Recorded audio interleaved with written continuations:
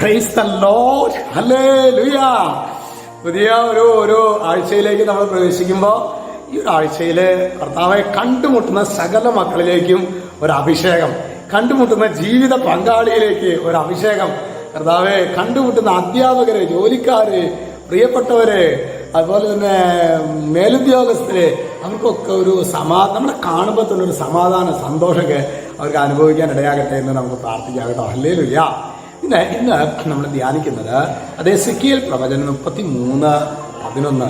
അവിടെ ദൈവത്തിന് വലിയൊരു ആഗ്രഹമാണ് സഹോദരങ്ങൾ. അവിടെ നിന്ന് വചനം പറയാണ്, അവരോട് പറയുക, ദൈവമായ കർത്താവ് അരുൾ ചെയ്യുന്നു, ഞാനാണേ, ദുഷ്ടൻ മരിക്കുന്നതിലല്ല, അവൻ ദുഷ്ടമാർഗങ്ങളിൽ നിന്ന് പിന്തിരിഞ്ഞ് ജീവിക്കുന്നതിലാണ് എനിക്ക് സന്തോഷം.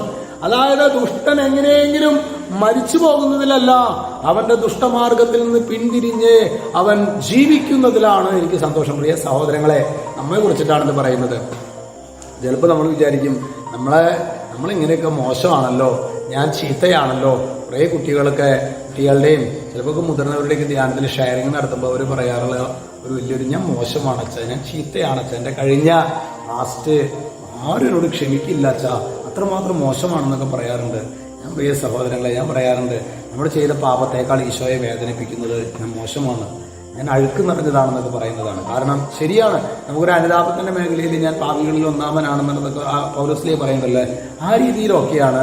പക്ഷെ പ്രിയ സഹോദരങ്ങളെ, നമ്മൾ ശരിക്കും പാപത്തില് ഒരു വീഴ്ച വീണു, നമ്മൾ ഉടൻ തന്നെ എഴുന്നേറ്റ് കർത്താവിലേക്ക് വരാൻ വൈകുന്നതാണ് ഈശോയെ വേദന.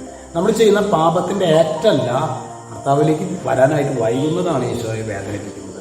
അപ്പോൾ അതുകൊണ്ട് നോക്കിയേ, ദുഷ്ടൻ മരിക്കുന്നതിലല്ല, അവൻ തിരിച്ച് കർത്താവിലേക്ക് വരുന്നതാണ് നമ്മുടെ യേശു ആഗ്രഹിക്കുന്നത്. ഈ വീഡിയോ കാണുന്ന നിങ്ങളിൽ ആരെങ്കിലും നമ്മുടെ ജീവിതത്തിലെ ഏതെങ്കിലുമൊക്കെ ഞാൻ മോശമാണ്, അഴുക്കാണ്, ഞാൻ വേസ്റ്റിനേക്കാൾ മോശമാണ് എന്നൊക്കെ ചിന്തിക്കുന്നുണ്ടെങ്കിൽ സഹോദരങ്ങളെ, ഈശോയിലേക്ക് വായോ. ഈശോ അത് മാത്രമാകും. നീ എന്നിലേക്ക് വാടാ, ഞാൻ നിന്നെ കഴുകിക്കൊള്ളാം. ഈശോയ്ക്ക് കഴുകി നമ്മെ വെണ്മയാക്കാൻ പറ്റാത്ത എന്ത് പാപം നമ്മൾ ചെയ്തിട്ടുണ്ടെന്ന് സഹോദരങ്ങൾ പറയുന്നത്. അതുകൊണ്ട് നമ്മൾ ഒരു നിമിഷം പോലും അഴുക്ക് ചാലിൽ കിടന്നേക്കരുത്. നിങ്ങൾക്ക് അങ്ങനെ ഏതെങ്കിലുമൊക്കെ വേറെ ഒറ്റ അച്ഛന്മാരും കിട്ടിയില്ല, ധൈര്യമായിട്ട് അച്ഛൻ്റെ അടുത്തേക്ക് പോകുന്നു, അച്ഛൻ നിങ്ങളെ കുമ്പസാരിപ്പിക്കാനായിട്ട് സഹായിച്ച് ഈശോയിലേക്ക് എത്തിക്കാനായിട്ട് നിങ്ങളെ സഹായിക്കാം. Praise the Lord. അച്ഛൻ്റെ അതല്ല, നമ്മുടെ സെന്റ് മേരീസിന്റെ ദൗത്യമതല്ലേ. ഈശോ നിങ്ങളെല്ലാവരും അനുഗ്രഹിക്കട്ടെ കേട്ടോ. രക്ഷിതാവ് യേശു ക്രിസ്തുവിന്റെ നാമത്തിൽ ആശീർവദിക്കുന്നു, എപ്പോഴും എന്നേക്കും. ആമേൻ.